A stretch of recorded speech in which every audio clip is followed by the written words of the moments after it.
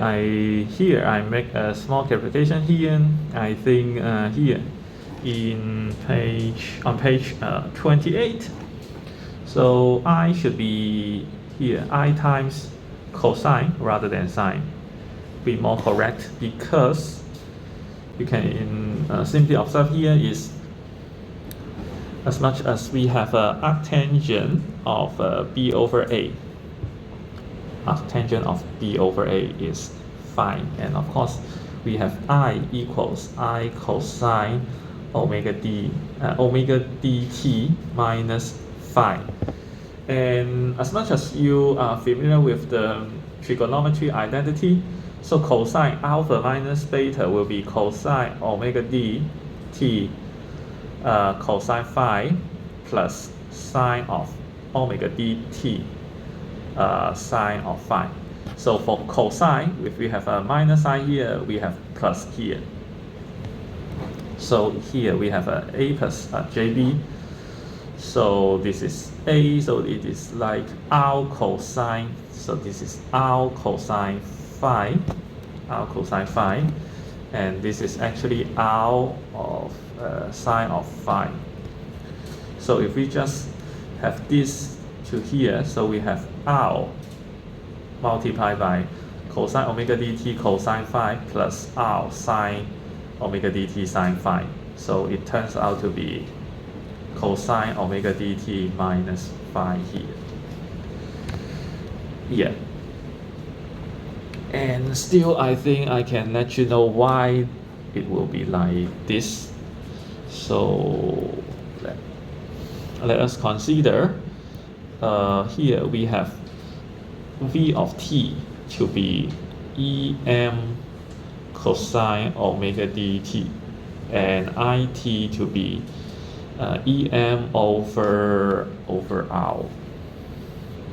I think em over r. Let me see. Or I simply put it as yeah, v vm im here.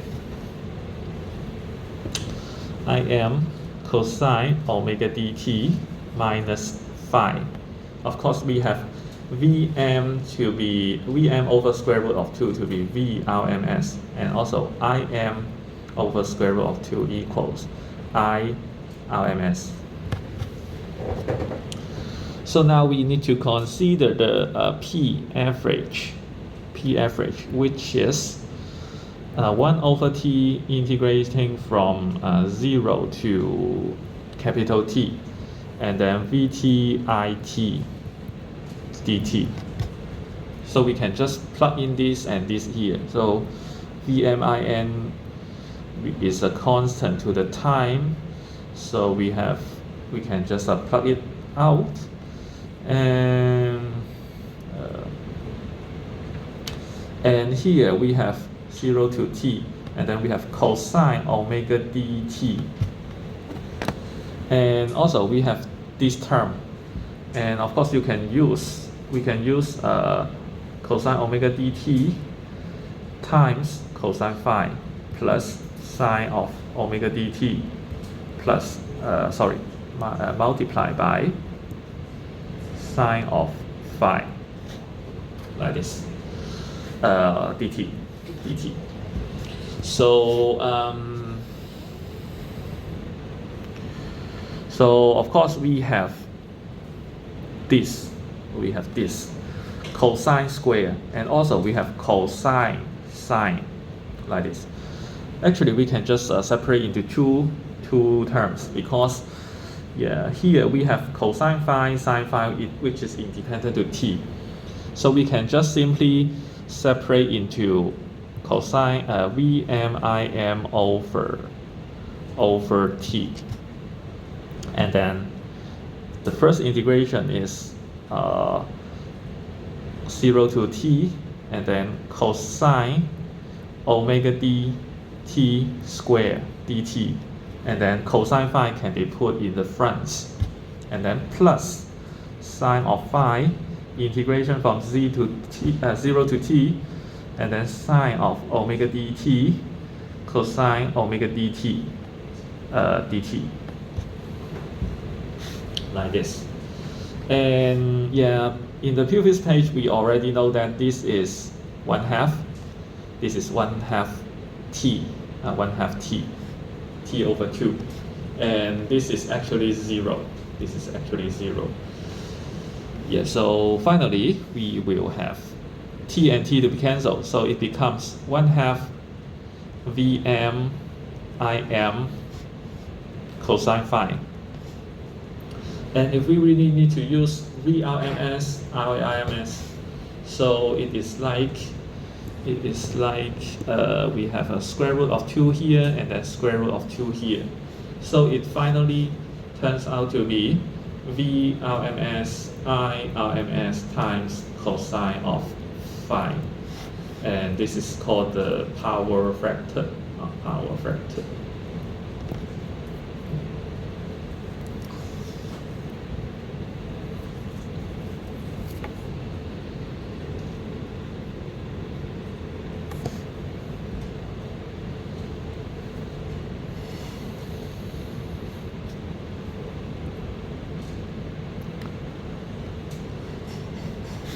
So let's see a sample problem here.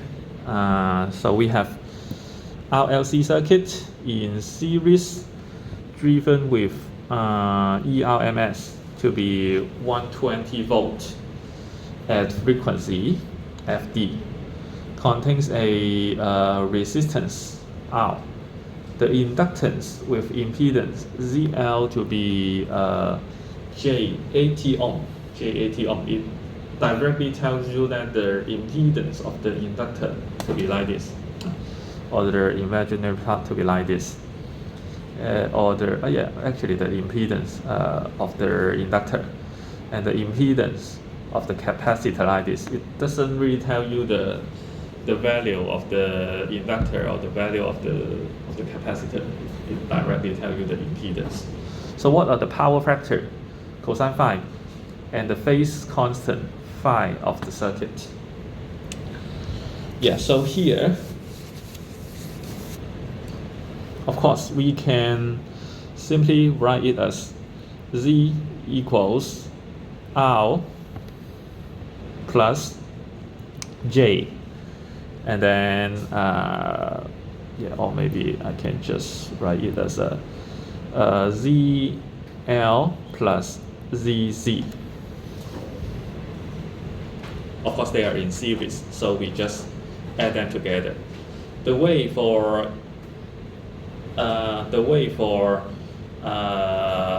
defining the phasor is like, now if they are in series, we can just add them together.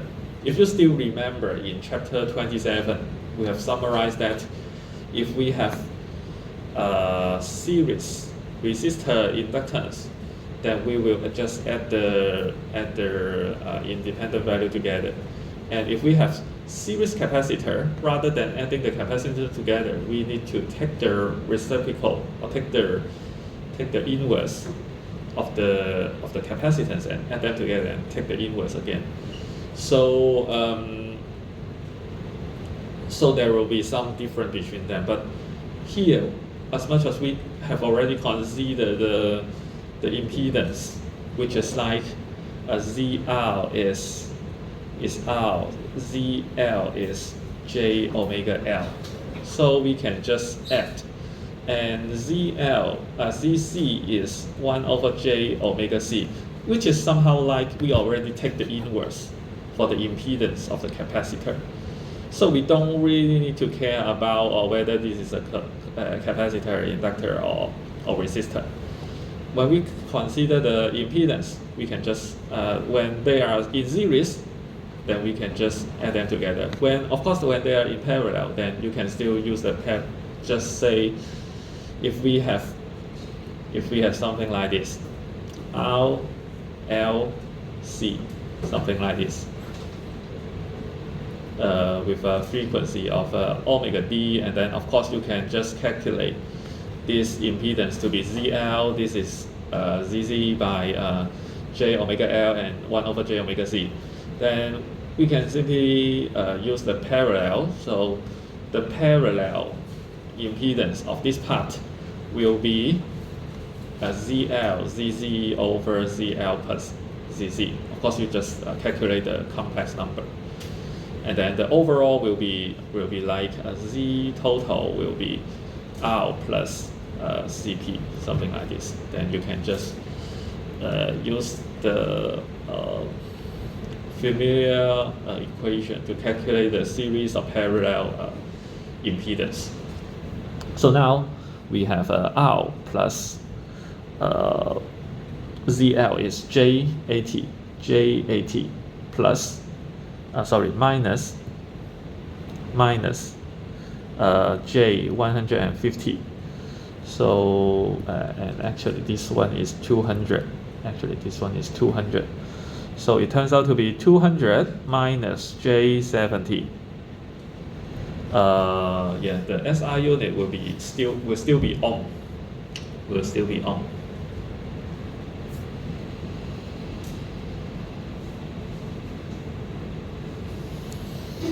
Okay, so now the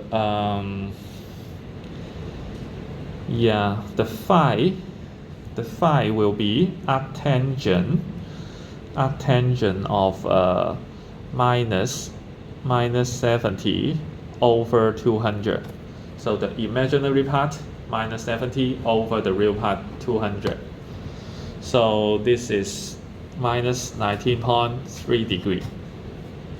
So this is the phase we are looking for, and the power factor cosine phi will be just nothing but cosine minus 90.3 degree, which is 0.944, which is still quite large, because this phase difference is not so large. It's not so large. So the cosine factor is still close to 1.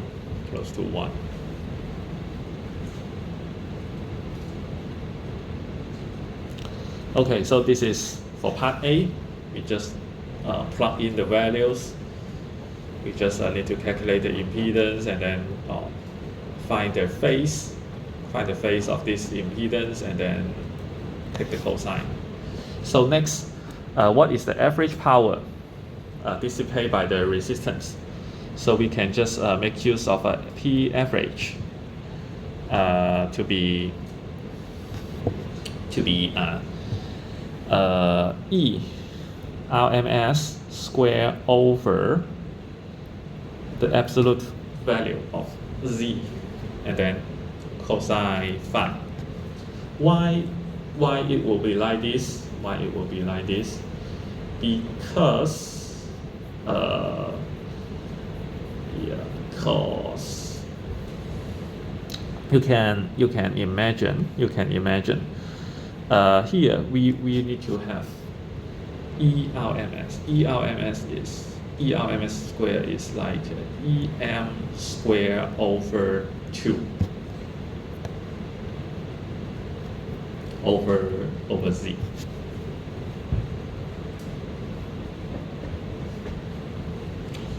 So it will be this is V, and then we also have EM times EM over Z over 2. So this one is the V, absolute value of V, and this one is absolute value of I over 2. So this is the amplitude of the voltage, amplitude of the current.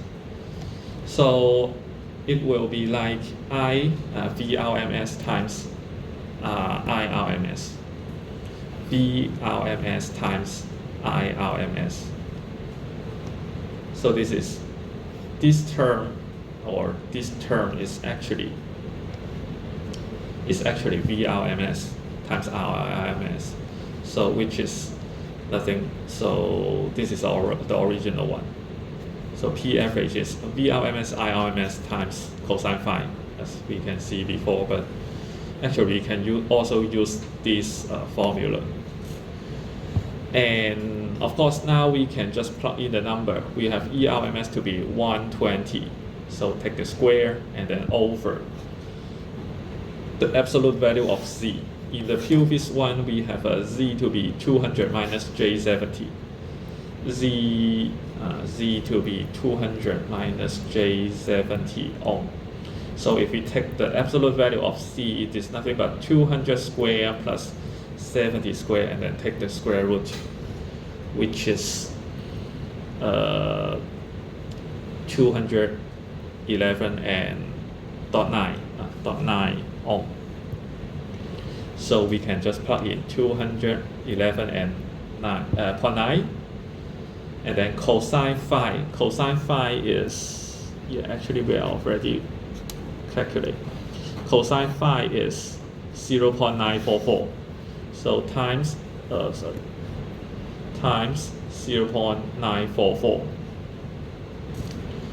So we have the average power to be 64.1 watts. 64.1 watts.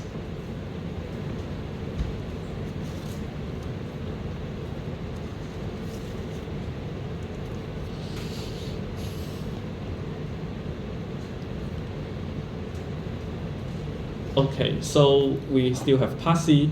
So what new capacitance C new is needed to maximize the P average if the other parameter of the circuit are not changed, if the new are not changed.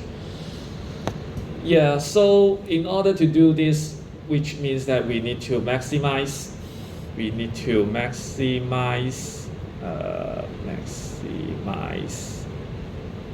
I. We need to maximize I. To do this, what we need to do is to make the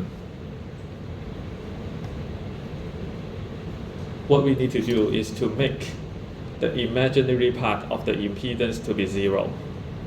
Make this part to be 0, which means that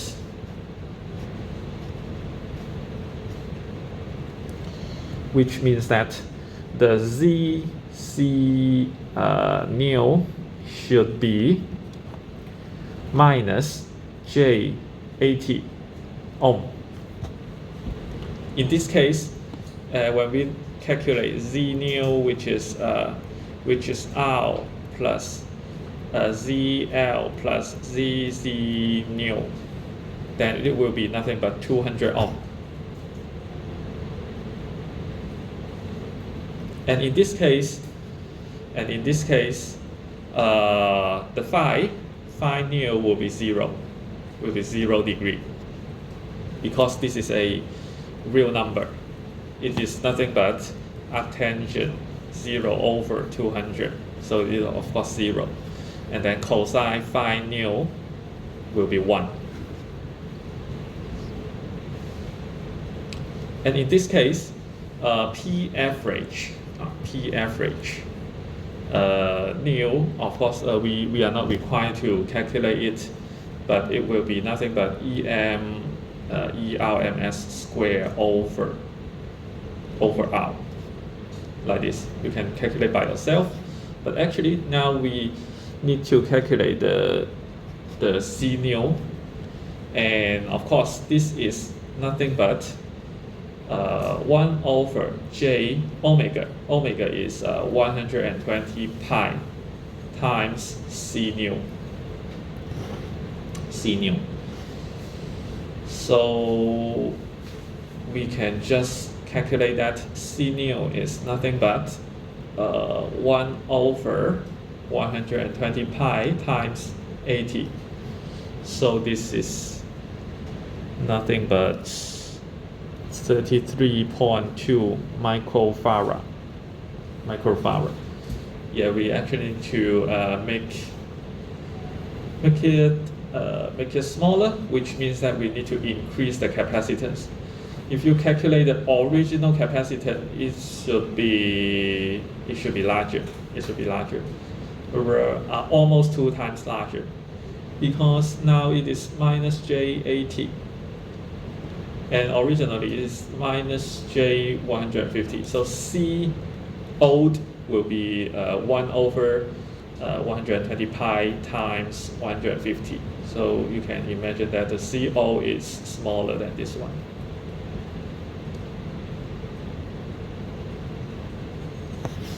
And of course, if you just calculate this one, it will be 120 square over 200. Let's see what is this number. It will be 120 square over 200.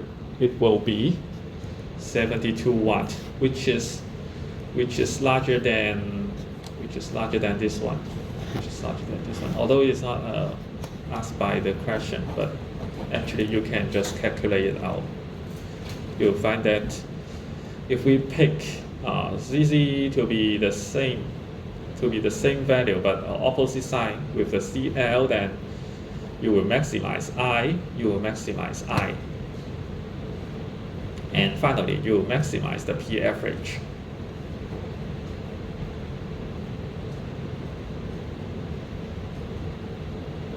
Okay, so next we consider about the transformer. So a transformer, assumed to be ideal, is an iron core on which are wound primary coil of NP turns and a secondary coil of NS turns. If the primary coil is connected across an AC generator, the primary and secondary voltage are related by this expression. So you can simply imagine that using the Faraday's law, and you can simply imagine that this one is actually equivalent to Vs over Vp equals Ns, equivalent to Ns over Np, which means that if the number of turns is larger, then the voltage will be larger, proportional.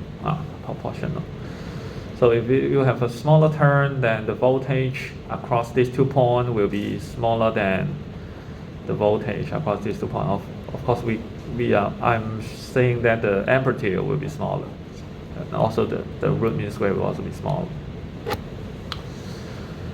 Yeah, so a transformer is like if we have an AC source here, which means that we will have AC current going through this path. And of course, as you know, it will generate the B field, and of course it is time varying because the current is time varying. So the B field is also time varying. And actually, all the magnetic field line will follow this material. Yeah, did it mention it here? So it mentioned that it is an iron coil, and the magnetic field line will follow this iron coil, just like it will go from here to here, the B field line. And as much as the B field is time varying, so according to the Faraday's law, you know that there will be electromagnetic force generated on this coil. And also, according to the Faraday's law, as much as you know, it is like E equals minus N d phi B dt. So if there are more number of turns, then the EMF will be larger. So you can simply imagine that the EMF will be larger, which means that the Vs is larger.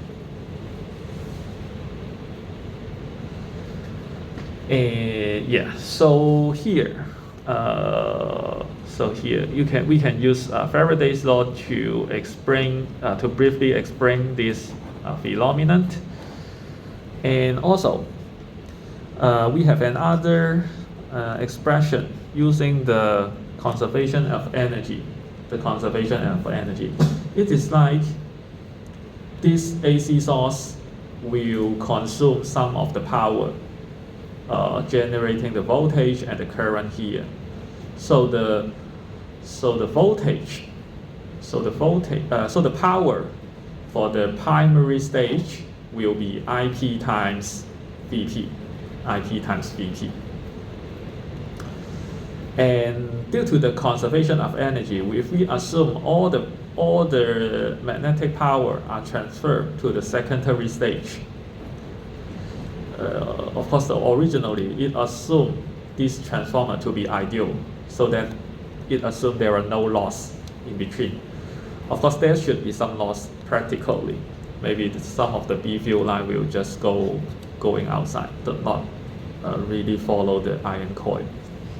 But here we assume all the power transferred to the second stage. So the power of the second stage will be nothing but ISVS. ISVS. In that case, we will have IPIS equals VSVP, which means that they are inversely proportional. And as much as we know VSVP equals NSNP, which means that it is NS over NP. So for the current, it is inversely proportional. So we can find that IS should be IP times NP over NS, like this one. So we have VS on the left side and NS on the top. And here we have IS on the left side, but NS at the bottom. Of course, if you just multiply these two expressions together, it is nothing but VS, IS, VP, IP, and then these two terms will cancel each other. So we'll get the conservation of energy. Okay, so we have the relationship between the voltage of the first stage and the second stage, and also the current relationship between the primary stage and secondary stage. So, and there is another interesting property is called the impedance transformation. Impedance transformation. Transformation. So, which is like, for the secondary stage, is trying to push a loading out here, which means that we have Vs over Is to be out, because it should satisfy the Ohm's law. However, as much as we know these two expressions,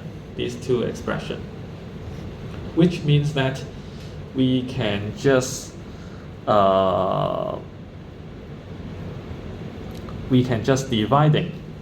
dividing this equation by the second equation. If we just divide equation 1 by equation 2, on the left side we will have Vs over Is, and then on the right side we will have Vp over Ip. And as much as we have this one divided by this one, we cannot cancel them. Rather than that, we have Ns over Np, the whole term squared. And of course, we know that Vs over Is is R, so it is equal to R, which means that Vp over Ip should be Vp. We have Vp over Ip to be R times Np over Ns, the whole term squared, which is actually this term. So for the secondary stage, we actually connect a loading with a resistance R. But for the primary stage, we can see that the impedance at the primary port will be R multiplied by this factor, which is the turn ratio between the primary stage and the secondary stage, and then take the square, So you feel like this is a larger resistance, and then the turn ratio, this one, Ns is larger than Np, Ns is larger than Np, so we have Np over Ns is smaller than 1, and of course taking the square will still be smaller than 1 and even smaller. So we feel that for the primary turn, we can see a smaller resistance than the R. And yeah, so let's take a look at a sample problem, and yeah, he will tell you that what is the matter for the impedance transformation.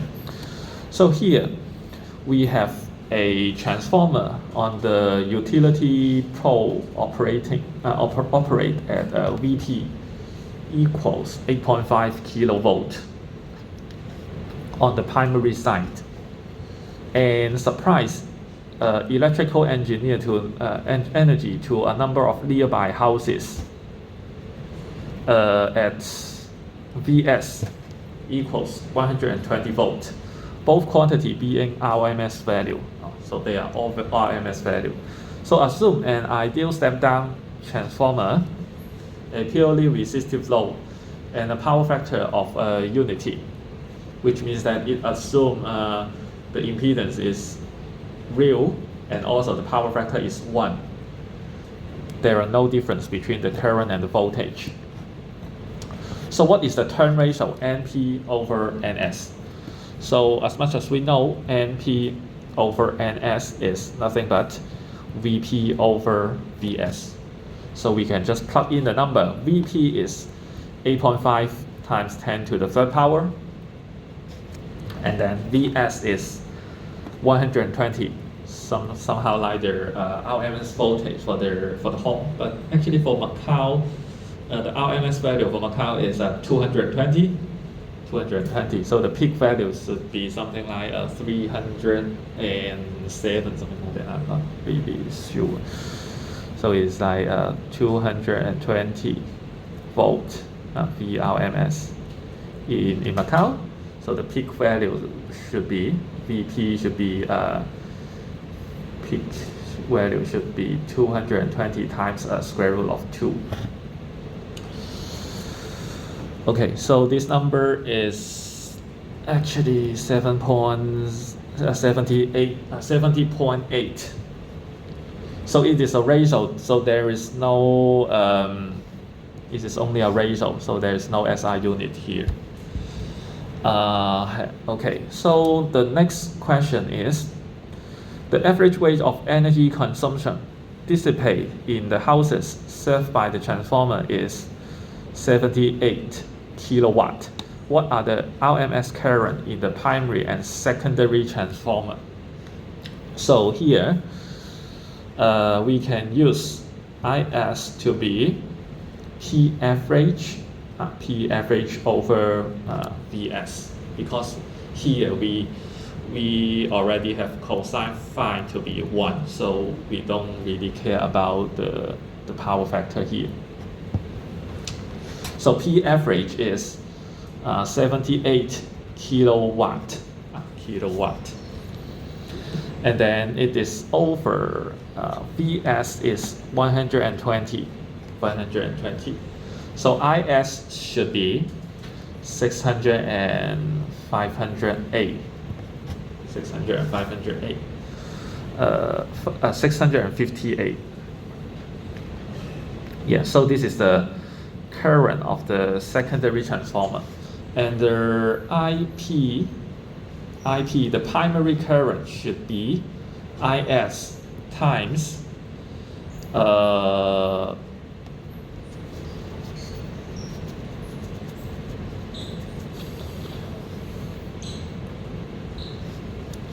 Ns over Np, Ns over Np. And of course, in the previous page, we already know that IS is 650 times 1 over 70.8. So this value is 9.28.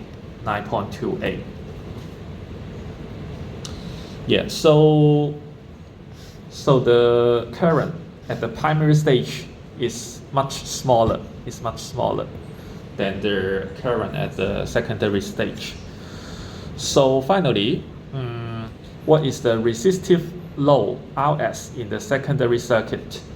So Rs is nothing but Vs over Is, which is 120 over this 650. So the resistance is 0.18 ohm. 0.18 ohm. So the resistance is really low, because if it is larger, then it consumes more power. And Rp will be Vp over Ip, which is 8.5 times 10 to the third power, and then 9.2 over 9.2. 9.28. So the resistance is 926 ohm.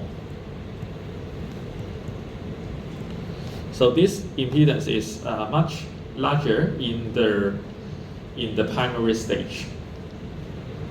So let me simply explain this phenomenon. Actually, we use the high voltage for power transfer. Suppose in the power factory, the voltage should be as high as hundreds of kilovolt. So it is even higher than the Pikachu. So, and it will use this high voltage and then try to distribute to different region, and then using some transformer to lower it down. For example, near the house, it already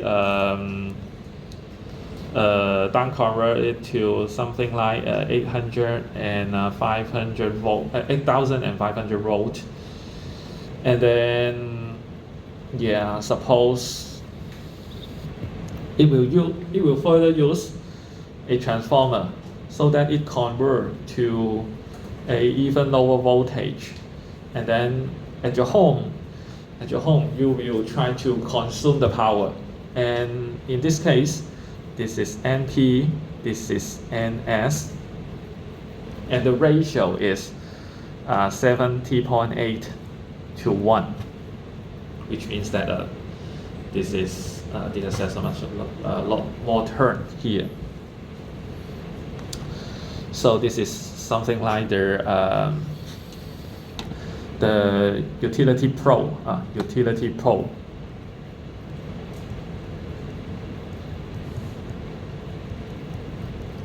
And then you try to down convert the power to your home. Why not just transfer the voltage as this is 120? Yeah, this is 120 volts here. So here, the current is low. The current is the current is high. The current is high here. The current is 658, and the current is 9.28 here.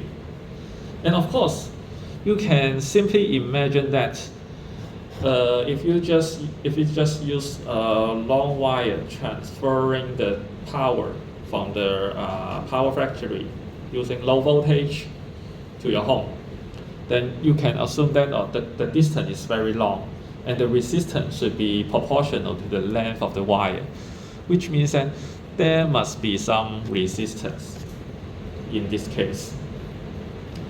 And as much as you have calculated, the primary resistance is 926 ohm here. So even you just series with some resistance, it might not dissipate much power. It might not dissipate much power. So as much as 926 ohm is much larger than R, then the power dissipation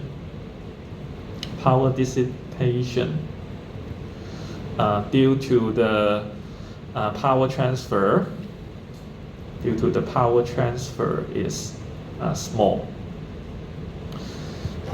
We hope the power loss during the power transfer should be as small as possible. But if we just use the 120 volt to transfer out directly to your home, still RS is 0.18 ohm. And actually you cannot really imagine that this 0.18 ohm is much larger than R. It is more difficult than 926 ohm is much larger than R. Then in that case, if you just generating the power in a low voltage and then transfer it in a long distance, then there will be large power loss due to power transfer.